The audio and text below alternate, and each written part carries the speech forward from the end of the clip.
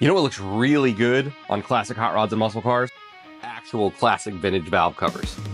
I bought these cheap at a swap meet, and I'm going to show you how you can breathe some new life into these old guys with a two-tone paint job. Stick around. What's up, everybody? I'm Jeremy. Welcome back to Cabbage Motorsports, and today I'm going to show you my technique for putting two-tone paint jobs on raised letter valve covers. Now, I'm not saying this is the only way to do this. I'm not even saying it's the best way to do it. I'm just telling you this is the way I do it, and it will work.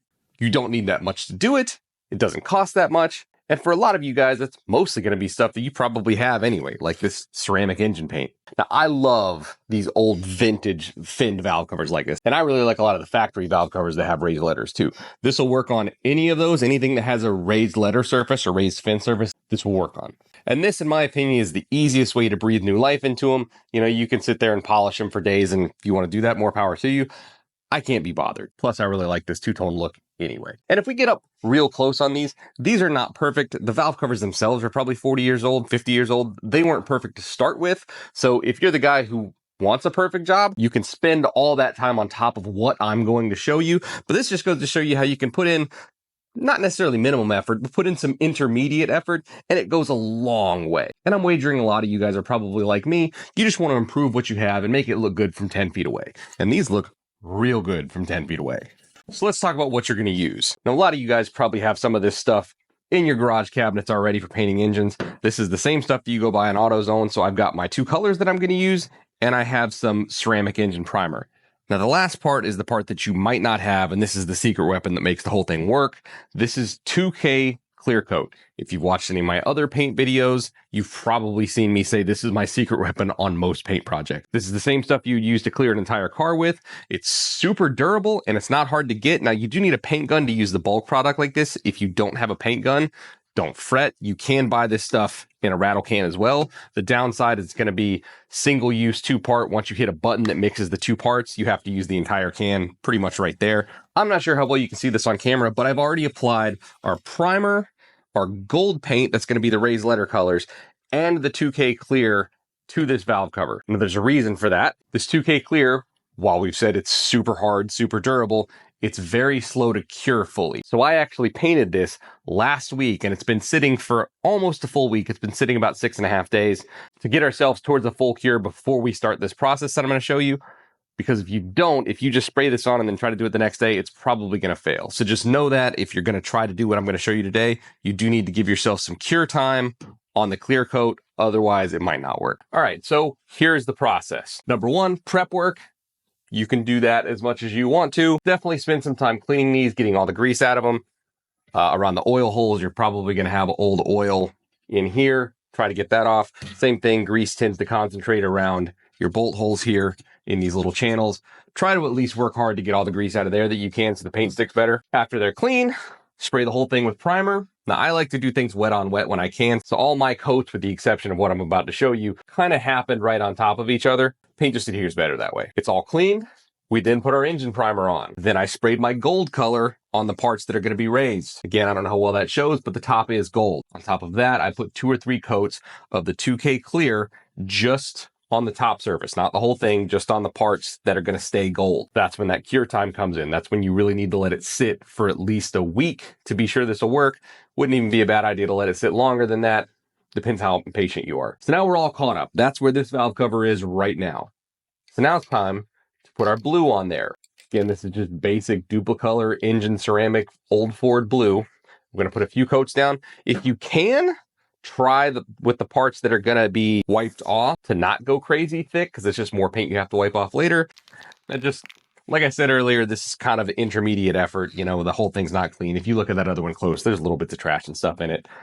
I don't care. They still look great unless you got your eyeballs right over top of them. And who does that? So we're going to go 2 thin coats, and then 1 kind of medium coat. And then, while it's still somewhat wet, we're going to start the process of wiping the blue paint off so our raised gold fins and letters stay. That is kind of important here. You don't want the paint that you're going to wipe off to be fully cured, because then it's just going to be a lot harder on you. So this whole thing needs to take place in about, an hour, hour and a half, something like that. You want to let it dry kind of to the touch, so if you just bump it, you're not putting a fingerprint in it. but not so much that it's cured and hard to get off. I really want to use this on my 429 base stroker over there for my gasser, but I don't know if these are going to fit with the stud girdles. Maybe I'll stack a couple gaskets together to see if I can get them in there, because these would look great on a gasser. Okay, that's one coat down. We'll come back, put a couple more, and then I'll show you the process to get the blue paint off. All right, we're back. We got all 3 coats on. I went and did an errand, so it's been about an hour. So our valve cover is pretty much tack-free. I'm still going to try to keep my hands off of it, but if you do bump it, you shouldn't put any big marks in it. So what's the secret to get the top gold again? All we're going to do is soak a rag with a little bit of paint thinner, wipe it off. That's pretty much it. As far as what to use, you can use pretty much anything you have at your disposal. Mineral spirits is not a bad idea. Mineral spirits will have an effect on uncured paint. Cured paints are going to be more resistant to it. Downside to mineral spirits is you are going to have to work a little bit harder.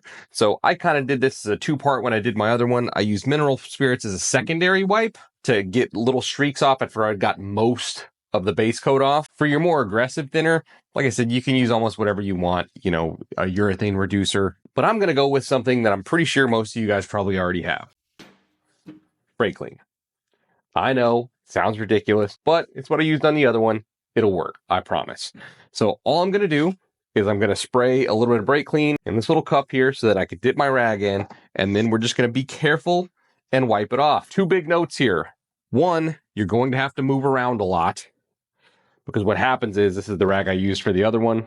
See the little blue spots in it? What happens is, when you start wiping, the paint will clog up the rag there and it'll just slide across instead of actually pulling any new paint off with it. So you're going to be moving around a lot of different spots on the rag.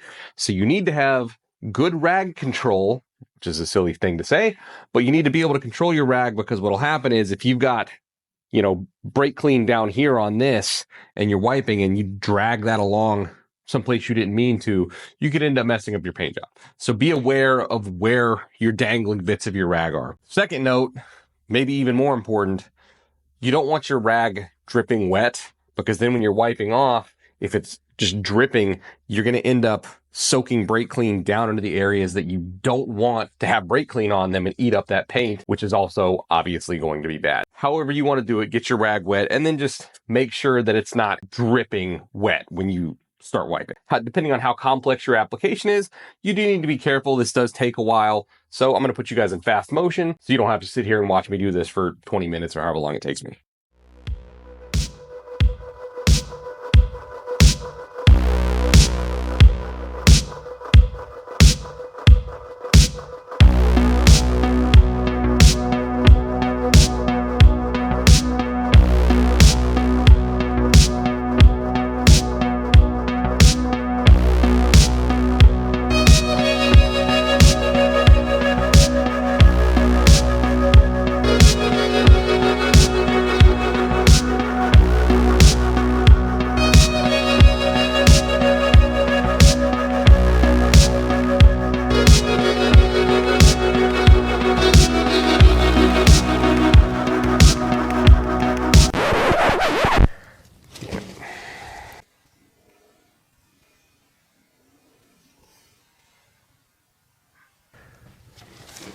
Sucked.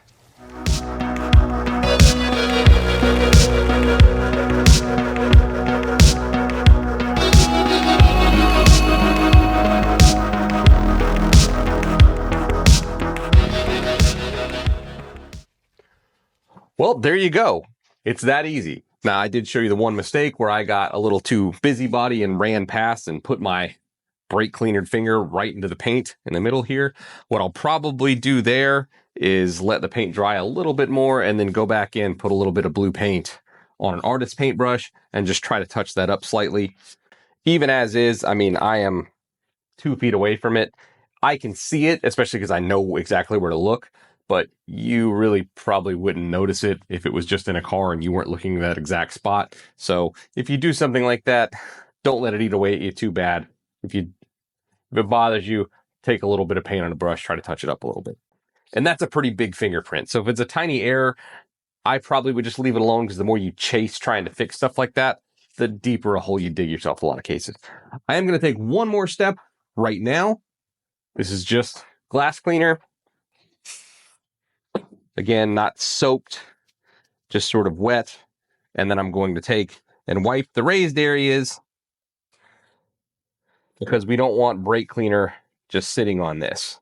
Now, this is the blue rag anyway, but there's really very, very little coming off here, which is good. It shows us that we didn't soak everything through. All right, now that that's done, we're going to spray the whole thing down with that same 2K clear that we put over the gold early, and it should make the entire valve cover a really durable assembly that if we get any solvents on later, so we've shown, it should hold up to it really well in an engine environment. I'm sure you guys have noted before that if you just use this stuff and then get any kind of chemical on it, it wants to wipe off pretty easy. When you put that 2K over it, it's going to hold up a lot better. Trust me. Last step, we're going to cover both of our completed valve covers with the 2K clear coat to give it a durable finish so it should last. This is a super cheap Harbor Freight purple detail gun.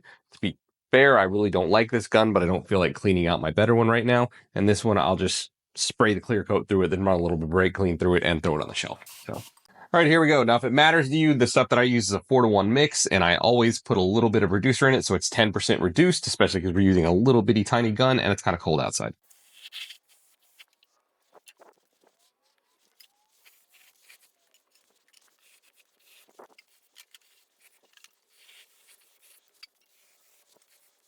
Finished product. 2K clears on both covers all the way around. These should outlast the car as long as we don't get nuts. And definitely compared to the junky swap meet valve covers we started with, these came out fantastic. Now, as I've said before when I've done videos on cosmetics, I'm very much a good enough guy when it comes to looks. So if you want to go the extra mile, you can do better than me. You could go in and polish afterwards. You can do more prep work, etc. You can just take your time more. You'll do better. But this is to show you that you can do a lot of good for not that much time and money invested in something like this. This was a really easy project. I mean, I'm going to spend more time editing the video than it took me to actually do this project. So I really hope this helps some of you guys out there take some of your old swap meet and junkyard finds and make them look presentable again. Get this stuff off dusty old shelves and back onto hot rods. You might see these guys soon on that big block Ford over there. As always, thank you for watching. Please like and subscribe. We'll see you next time.